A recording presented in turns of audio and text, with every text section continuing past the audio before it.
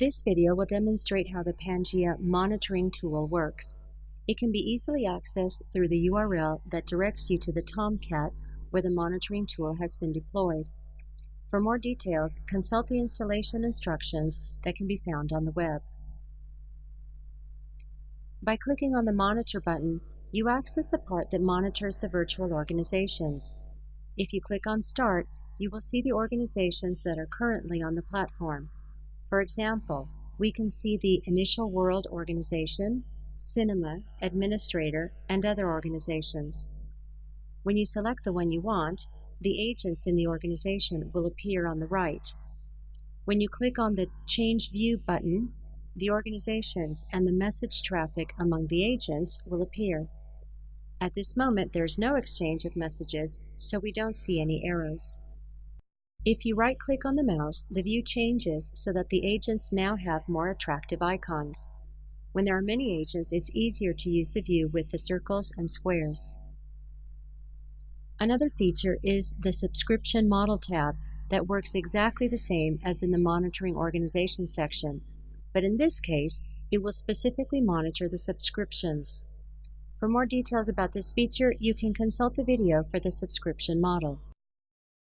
If we click on Message Debug, we can monitor previous message traffic history instead of real time. To check on a specific date, we select the date, the time, and the time interval, for example, a 1-minute interval, and then click on Next. A window will open with all of the agents that sent messages during the specified time interval. We can select the agents we're interested in. You can see how they turn red as we select them. Clicking on Next, we can see a table to the right of the messages that were exchanged during the time interval. Right-click on the mouse to show the icons for each agent, and clicking on Start will start the exchange of messages between agents. The lower part shows the content of each message, and on the screen you'll see a line connecting the agents that are communicating. Now we're going to look at how the Rules Manager works and how we can define and modify rules using the monitoring tool. We can see this by selecting the Rules Manager tab.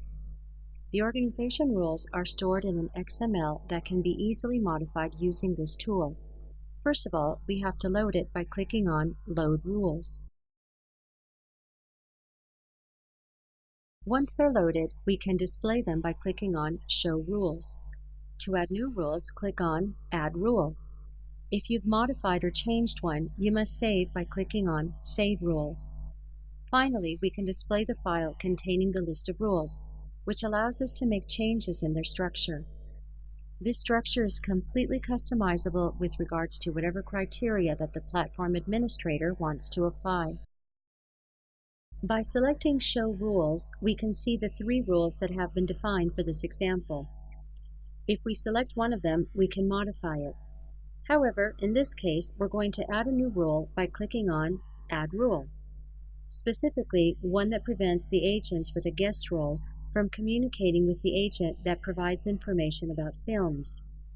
For more information about this agent, consult the video on creating a basic agent. The first thing is to name the rule, which we'll call Example 1, and give it a description. We'll specify that it is a rule for a role. Knowing the identification of the guest role, which is 1, and the identification of the cinema role, which is 4, we can fill in the blanks accordingly. We can also indicate that it's a role-to-role type rule, with no preconditions or postconditions. Finally, we can indicate that it's a prohibiting type of role by writing prohibition in the correct field. We click on Add Rule to add the new rule. If the process has been done correctly, a window will appear to confirm, and we'll see the new rule appear with the rest of the rules that are already in the system. To complete the process, we click on Save Rules to store the changes we've made. The system will let us know that the file has been saved correctly. Now, our platform has the new rule that prevents agents with a guest role from requesting information about the film from the cinema agent. Now we're going to make sure it works correctly. In the window on the left, we're connected with the rule tester nickname. On the right, we'll connect with the agent named Cinema 1. We still haven't identified ourselves.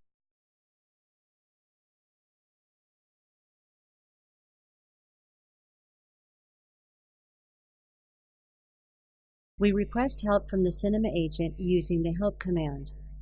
The system automatically intercepts all of the messages that are sent from a guest, which means we can't even request this help. As we can see, the cinema agent hasn't responded.